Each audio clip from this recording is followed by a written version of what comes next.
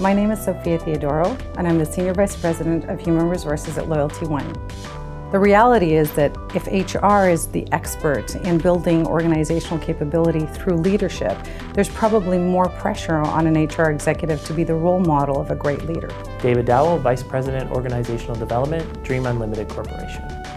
Take every opportunity as a learning opportunity, understand what that value is going to bring to you in your resume and your transferable skills, and really how you brand and market yourself as an HR professional. Carrie Linson-Jacobs, Executive Vice President of Human Resources for IMAX Corporation.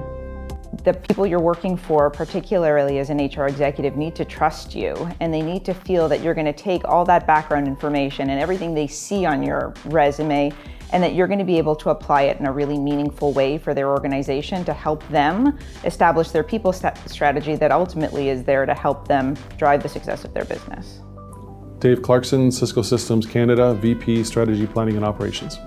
Either talking to the newest employee or the most seniorest person in the organization, you have to be able to flow up and down the ranks and talk to people about what's important and relevant to them. I think that's a characteristic you need to be able to do. In general, career paths have changed, so it's not necessarily always that linear movement, but there's lots of, lateral movement and up movement and cross-functional learning that can occur, and all that's really good for a professional, whether it's in HR or any profession. I think the key is to start making relevant offers and provide insights at that next level. Once you've started to do that, you start to demonstrate the value of working at that higher level. At that point, you can then start to pitch the newer role to your new manager and yourself in it, obviously. But it will be really important to make sure you have business leaders as mentors in the organization so that they can provide you a sounding board, advice, as well as sponsorship as you embark on influencing the creation of a new role.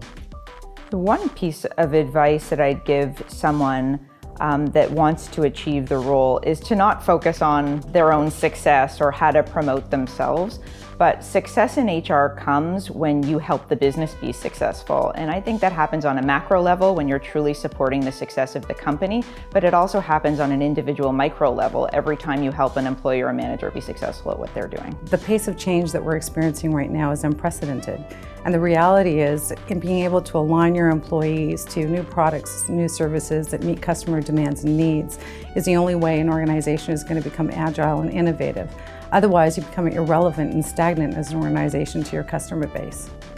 I think it's key for HR to be involved in change management. I think holistically, somebody's going to own it in an organization, and it's either going to be HR or somebody else.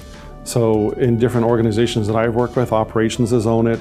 It has been HR, it's been finance or other organizations.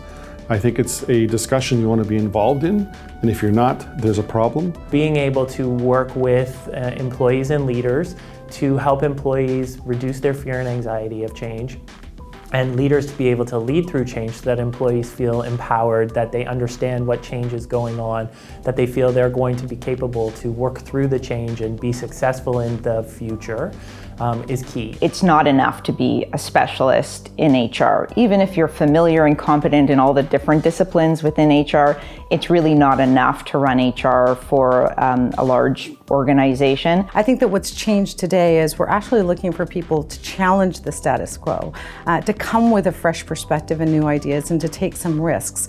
And that experience also comes with being able to look outside of the function, take out assignments outside of the function to build your business acumen, as well as take assignments across the various HR disciplines in order to build your acumen in HR. I think from an HR perspective, the leadership capabilities that you need to show is you need to be able to show that you can get things done. I think you need to show that you can execute, you can be accountable. People need to be able to give you things and get things done.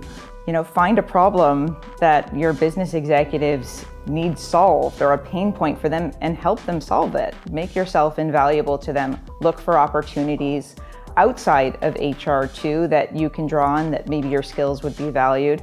If you see a gap in the organization, which often in HR we have exposure to, find a way to fill it. So I think if you approach your career as an HR professional with passion and purpose and are keen on delivery and being a strategic business partner, with that career growth will come. What could you be? What could you be? What could you be? What could you be?